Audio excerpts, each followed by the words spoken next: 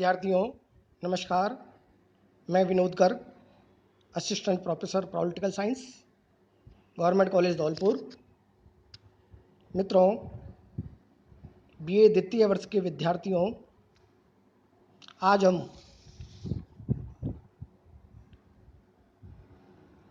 Paper first के अंतर्गत प्रमुख राज्य व्यवस्थाएं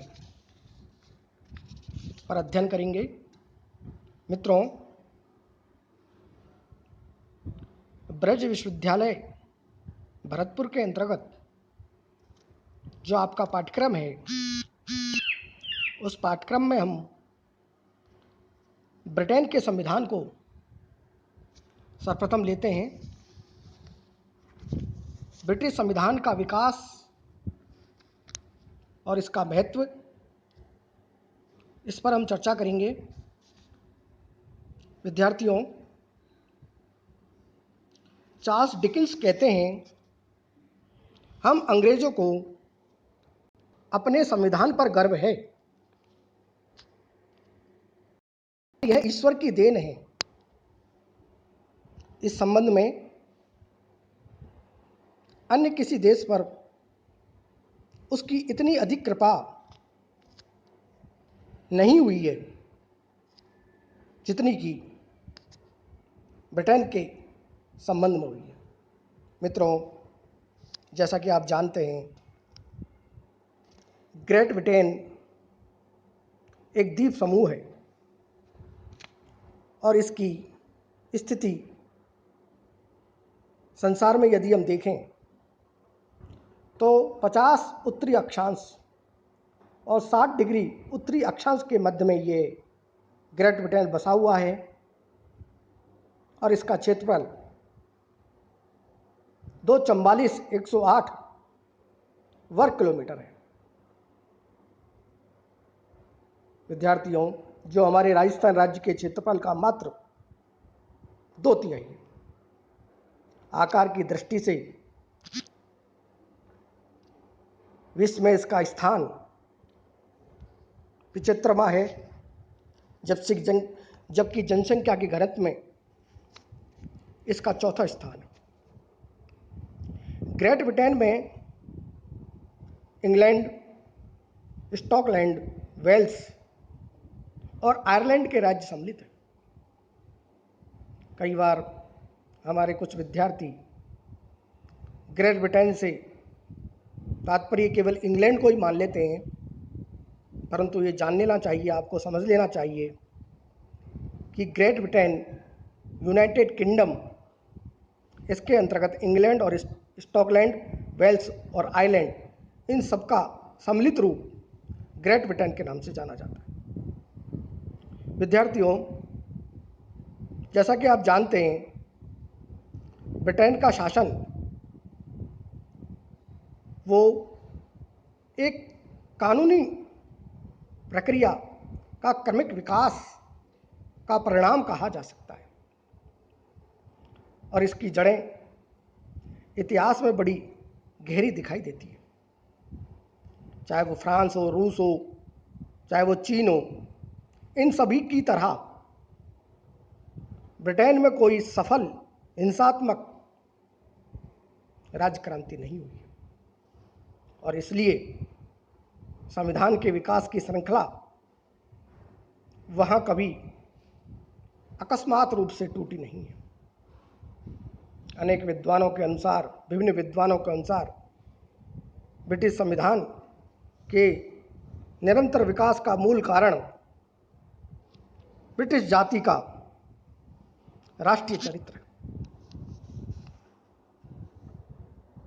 ब्रिटिश नागरिकों में बुनियादी बातों के संबंध में एक रूपता पाई जाती है, मतक पाया जाता है।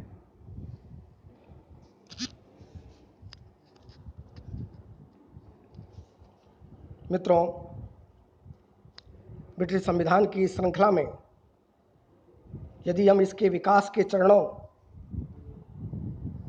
का अध्ययन करें तो ब्रिटिश संविधान क्रमिक विकास का परिणाम कहा जा सकता है और इसका निर्माण किसी ब्रिटिश संविधान सभा में नहीं हुआ, अपितु वरन एक राजनीतिक चेतना की वृद्धि के साथ साथ इसका विकास कहा जा सकता है। ब्रिटिश संविधान का धीरे धीरे अबाध गति से विकास हुआ है और इसकी जड़ें सदियों के पुराने इतिहास में जमी हुई दिखाई देती है। इसके विकास की गाथा का सारांश यही है, सार यही है, निरंकुश राजतंत्र को शांतिपूर्ण ढंग से वैधानिक राजतंत्र के रूप में इसने रूपांतरित कर दिया है।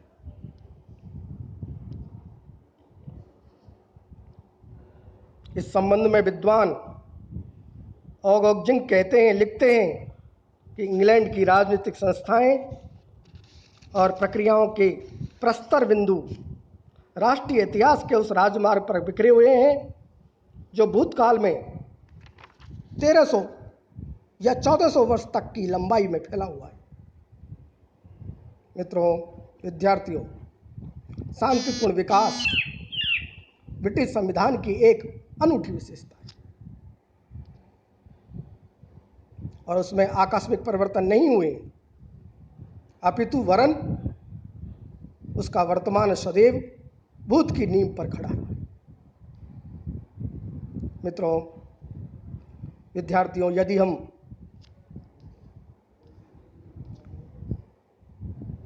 ब्रिटेन के संविधान के विकास के प्रमुख चरणों का विवेचन करें तो इसको 6 कालों में हम विभाजित कर सकते हैं। पहला, एंग्लो सैक्सन काल।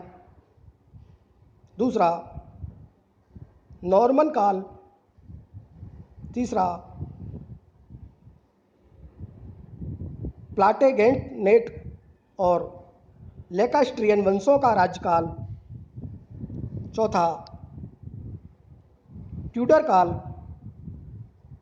पांचवा, स्टुअर्ट काल। और छठा, हेनोवर काल। मित्रों, विद्यार्थियों, जैसा कि मैं पहले भी पिछली कक्षाओं में भी मैंने वर्णन बताया था कि एंग्लो सैक्सन जो काल है, इस काल में सर्वप्रथम ब्रिटिश संविधान की नींव पड़ी और यहीं से राजपद का प्रादुर्भाव हुआ, स्थानीय स्वशासन का सूत्रपात हुआ। और दूसरा जो काल है, नॉर्मल काल, जिसमें प्रमुख मैग्ना कार्टा 1215, इस काल के बाद, मैग्ना कार्टा के बाद संसद का जो उदय है वो ब्रिटिश संसद का प्रारंभिक रूप कहा जा सकता है। मित्रों, विद्यार्थियों, इसके बाद एक महत्वपूर्ण काल, स्टुअर्ट काल, जो 5वें चरण के रूप में हमें दिखाई देता है। इसमें महत्वपूर्ण जो बिंदु है वो कैबिनेट का उदय। जैसा कि आप पहले से भी जानते हैं कि प्रिवी काउंसिल चूंकि एक बड़ी संस्था हो गई थी और इसलिए चार्ल्स द्वितीय ने 1667 में यह महसूस किया कि कुछ महत्वपूर्ण व्यक्तियों को एक समिति से परामर्श लेना शुरू कर देना चाहिए, जिसे कबाल कहा जाने लगा और बाद में इसी से मंत्रिमंडल का उदय हुआ।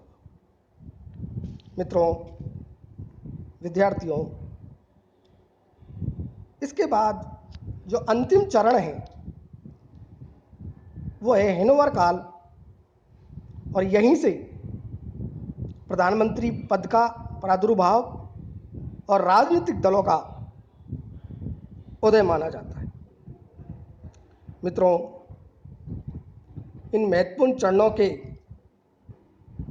के पश्चात ब्रिटिश संविधान का महत्व संविधानों की दुनिया में महत्वपूर्ण स्थान रखता है, क्योंकि ब्रिटेन का संविधान दुनिया के समस्त संविधानों की जननी है।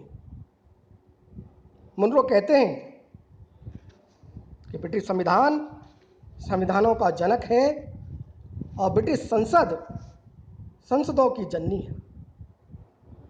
अन्य देशों की विधानसभाओं की चाहे कोई भी संज्ञा हो, पर उनका उद्गम स्रोत एक ही है। एशिया देख लो, अफ्रीका महाद्वीप आदि दूरस्थ प्रदेशों में फैले हुए ब्रिटेन के उपनिवेशों के संबंधों का प्रत्यक्ष और अप्रत्यक्ष प्रभाव ब्रिटिश संवैधानिक व्यवस्था पर तथा ब्रिटिश संवैधानिक व्यवस्था का प्रभाव उन उपनिवेशों की व्यवस्था पर सदा ही पड़ता रहा है।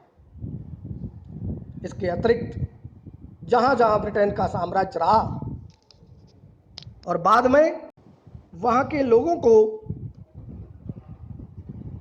स्वतंत्रता मिली, तो वहाँ प्राय ब्रिटिश पद्धति पर आधारित संसदीय शासन प्रणाली का विकास ही हुआ है। यही कारण है कि ब्रिटिश संविधान को मातृ संविधान, मदर कॉन्स्टिट्यूशन कहा जाता है। विद्यार्थियों, मित्रों,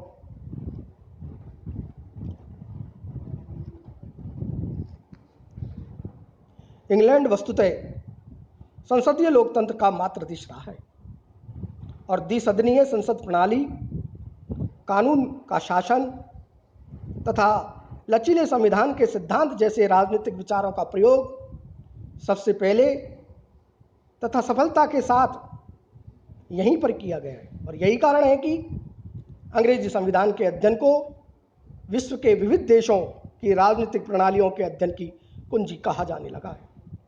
हम भारतीय नागरिकों के लिए तो ब्रिटिश संविधान का अध्ययन बहुत जरूरी है, अत्यंत आवश्यक है और लाभकारी है। हमारा संविधान तो मुख्य तौर से ब्रिटिश संविधान के अनुरूप ही बना है। ब्रिटिश संविधान के मर्म को समझे बिना भारतीय संविधान के स्वरूप का अध्ययन दुष्कर प्रतीत होता है। मित्रों, विद्यार्थियों, इस प्रकार से आज हमने प्रारंभिक रूप से ब्रिटिश संविधान का जो विकास के जो प्रमुख चरण हैं, इनके बारे में समझा और ब्रिटिश संविधान का क्या महत्व है इस पर जाना। अगली वीडियो में हम ब्रिटिश संविधान का क्या स्वरूप है, स्वरूप के संबंध में चूंकि प्रारंभ से ही विवाद रहा है और वो विवाद क्या है, क्या अंग्रेजों के पास कोई संविधान है या नहीं, इस पर हम चर्चा करेंगे। अगली वीडियो में पुनः आपके साथ उपस्थित होंगे और ये बताने का प्रयास करेंगे कि वास्तव में अंग्रेजों के पास कोई संविधान था अथवा नहीं, ब्रिटिश संविधान का क्या स्वरूप है